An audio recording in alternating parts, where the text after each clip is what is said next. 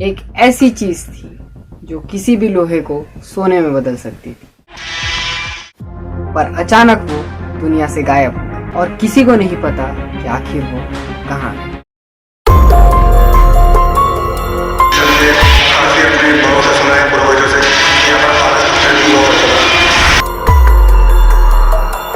ऐसा बताया जाता है कि एक जिन है जो कि इसकी रक्षा करता है। उस चीज का नाम है पारस पत्थर, जिसे तुम भी पाना चाहते हो, मैं भी पाना चाहता हूँ और ये सारी दुनिया पाना चाहती है, लेकिन किसी को नहीं पता कि आखिर वो है कहाँ, उसे ढूंढते कैसे हैं। लेकिन इसी चीज़ को फिगर आउट करने और इस केस को सॉल्व करने मैं यहाँ आ चुका हूँ। नमस्ते दोस्तों, मैं हूँ सौरभ ढाली और आज मैं पारस पत्थर की हिस्ट्री को ब्रेक डाउन करने वाला हूँ।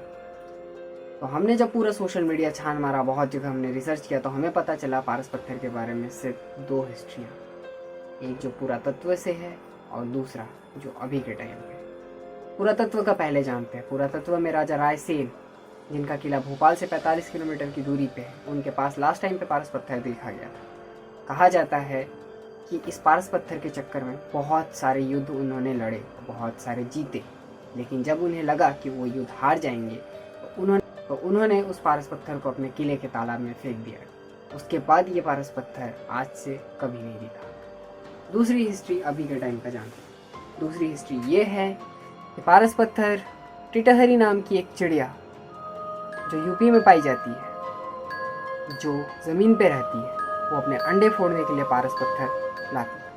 अब इस केस को ब्रेक डाउन करने के लिए मैं यहाँ आ चुका हूँ। अब समझते हैं कि इन दोनों का कनेक्शन क्या है।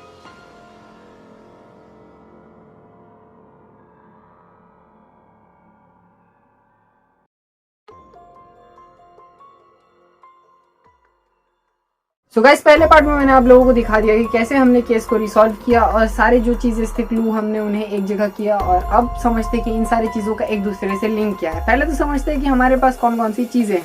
पहली तो चीज ये कि हमारे पास जो पहला चीज है वो है राजा रायसेन। दूसरा चीज टिटहरी चिड़िया।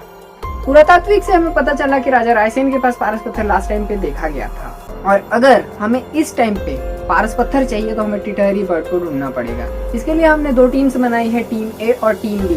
टीम ए पारस पत्थर को ढूंढेगी राजा रायसेन के किले में जाके, और टीम बी टिटहरी चिड़िया को ढूंढेगी जिसके पास पारस पत्थर होता है। अब समझते हैं कि इन लोगों में लिंक क्या है। पहली तो लिंक ये है कि राजा रायसेन का किला भोपाल से 45 किलोमीटर की दूरी पे है, और ये जो टिटहरी चिड़िया है ये यूपी वाले क्षेत्रों में पाई जाती है। यानी कि अब समझो इसे कि भोपाल से 45 किलोमीटर दूर, यानी कि वो जो किला है वो यूपी के अंदर आता है, और ये जो टिटहरी चिड़िया है ये यूपी में सबसे ज्यादा पाई जाती है। इसीलिए इन दोनों का कनेक्शन कहीं ना कहीं यूपी में आ रहा है। इस वजह से हो सकता है कि ये जो टिटहरी चिड़िया ये उसी किले से जाके पारस पत्थर लाती है और अंडे फोड़ती है।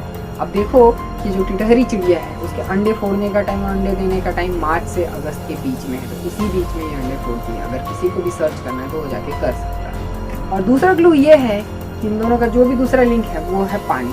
पानी कैसे? पारस पत्थर को फेंका गया था लास्ट टाइम पानी में, और ये जो टिटहरी चिड़िया है ये भी पानी के आसपास ही अंडे देती है। इन दोनों के क्षेत्र एक जैसे हैं, इन दोनों के इलाके एक जैसे हैं, और ये दोनों एक दूसरे को रिलेट करते हैं। तो हो सकता है, पॉसिबिलिटीज है कि कहीं ना कहीं ये दोनों और ये जो पारस पत्थर है, जो दो राजा रायसेन और टिटहरी चिड़िया, हो सकता है कहीं ना कहीं ये एक। तो हमारा टारगेट है 50 के लाइक्स। जैसे ही हमारे वीडियो पे 50 के लाइक्स होंगे हम जाके ये चेक करेंगे क्या सच में पारस पत्थर है या नहीं, क्या पारस पत्थर ट्रूथ है या मिथ। इस चीज को हम वही जाके चेक करेंगे जैसे इस वीडियो पे 50 के लाइक होंगे वैसे।